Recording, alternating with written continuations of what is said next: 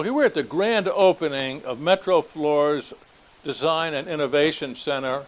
I am with Harlan Stone, who is the CEO. CEO, chairman of the group. And Russ Rogg, who is president and CEO of Metroflor. Correct. And we just had the ribbon cutting and a lot of festivities, and I'm very impressed. Let me ask you first just about this building and what's led up to you guys building this. Well, I might let Harlan begin with that because obviously this is, from an ownership perspective, really his investment, and down here in Calhoun in particular, had these facilities established long before I joined the company. So when we came to Calhoun, it was for a functional purpose. We needed to distribute floor covering samples and inventory as well as displays to our customers. And it was a back office invisible function. But over the years, we decided we needed a face here. We needed some way to show who we are, what we're about, and therefore to be able to communicate to our customers. So we're sitting in the building right now, and this used to be a parking lot.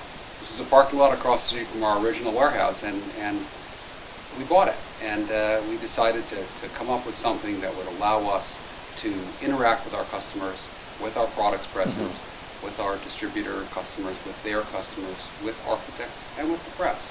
And so far, after 2 months, it's doing its job. And I guess being in the distribution business and floor covering, North Georgia is the place to be. No doubt about it. We love it. We came here in 2005, 10 years ago, and bought this property, bought our first of about 6 lots on this street in 2007. And it's been a wonderful experience ever since. And it's not only the location, the trucking, but also the quality of the people. And you have a lot of experienced people here, hardworking. Some people outsource to India. We say, just keep it right here in Georgia. Keep it right here in Georgia. Russ, let me ask you just to give, in case some of our listeners need to know a couple of more facts about Metroflor, give us a little capsule of the company, if you would. Right. I guess from my perspective, I would describe Metroflor Corporation as one division of really 3 in the larger group, if you will, of this organization. Metroflor Corporation sells a variety of different LVT products, primarily through the independent distribution channel, and that's the business that I spend all of my time in. From a corporate perspective, or from the group perspective, if you will, we also sell similar products, LVT products, resilient products, throughout other parts of the world through an international division. And then here domestically we have OEM customers that purchase, again, similar products, LVT products, really under the Halstead business enterprise. So there's an international division, there's the Metroflor division, and what I would call an OEM division that's operated here out in Calhoun. Now, one of the things that was discussed just a little bit earlier during the festivities, creating new categories and brands. That sounds like that's a major part of the company's focus. Let me ask you to talk about that. Sure. I'll begin, and certainly I'm sure Harlan will have his perspective as well, but on the Metroflor side specifically, we have a number of different brands under which we take products to market. First and foremost, I refer to it kind of as our namesake brand. Our original dryback LVT, frankly, is called Metroflor LVT. That's where the company began. That's where the roots derive from. Since that time, we have launched a number of other platforms, but generally speaking, under other collection or other brand names. Connecto, which I'm sure most of your listeners are familiar with, was the first foray into a floating LVT category. That was one of the technologies we think that really was a catalyst for Metroflor's growth.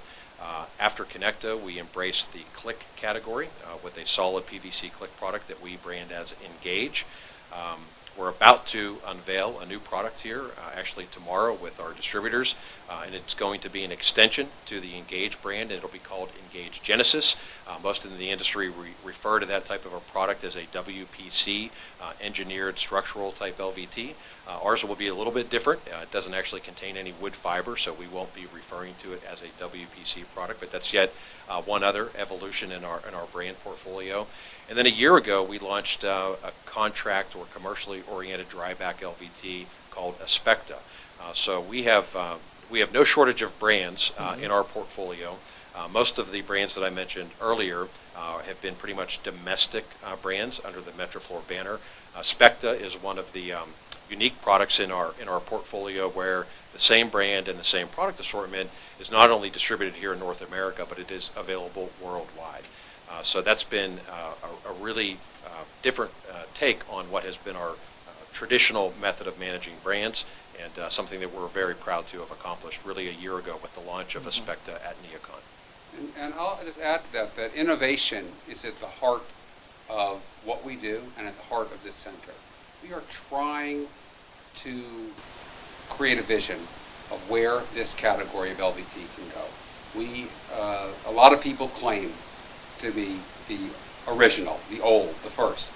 And it's not something that you want to talk about, it's something you want to do.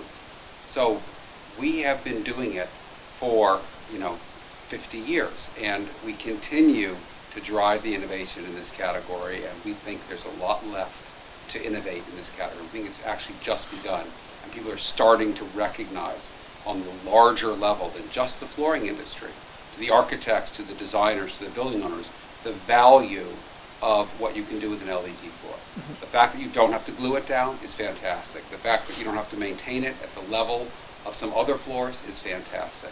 The fact that it is thin yet durable is fantastic. We need to continue to drive those points home, make it easier to use, easier to understand, and easier to live within your building so that you feel safe, comfortable, and proud of your floor. So you guys were in LVT before it was cool? We were in LVT before it was called LVT. We called it laminated vinyl tile because instead of like asbestos tiles or even asphalt tiles, which were just a homogeneous product, suddenly you laminated it and you had a printed layer. So we were at the very forefront of using printed film in a vinyl tile to have a decorative surface underneath the wear layer. That was a breakthrough that took place in actually Taiwan, and it was an innovation by a very great plastics manufacturer named Formosa Plastics, who today is one of the leading PVC players in the world. Do I understand that you guys were really a pioneer in sourcing things from Asia? Is that? Absolutely, absolutely. So my father is the founding member of this organization, and he was in Asia in 1962. In 1964, he started sourcing ceramic tiles from Japan, and he was at the forefront in Taiwan. We were at the forefront 20 years later in China, and we have been the leader in moving this category in the Asian sourcing from the very, very start. So you wrote the book on it. I mean, I haven't written it yet, but Dave, when it comes out, I'll be sure to give you the first interview. Well, I've talked to many people about the trials and tribulations of making sure that the boxes that come off the boat are boxes that you wanted, and I guess there's a real art form there. There is an art form. So I first showed up in Asia. I was 23 years old, pretty green around the collar, and I spent the first 2 years of my professional life living in Asia, and these were tough years in the early 80s. But during those years, I developed relationships with people, with families.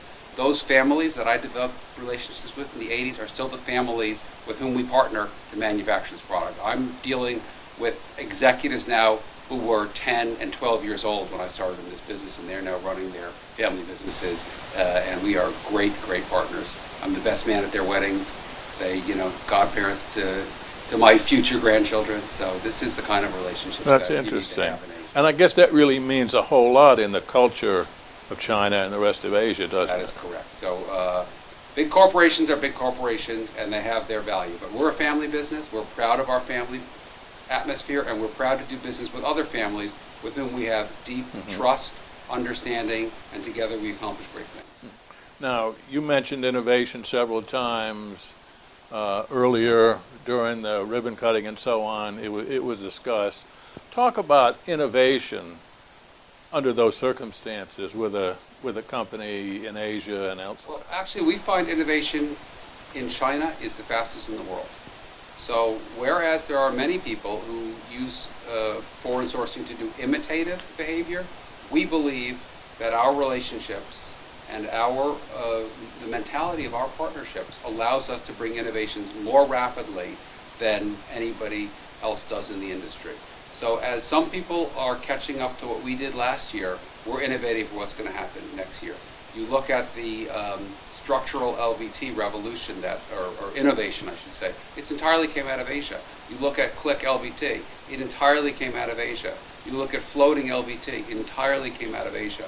And we've been at the middle of all that, and we understand what it takes. Now, you've got to be careful, and you've got to get your quality right. And that's very important. You need boots on the ground, labs, machinery, technicians to ensure your quality.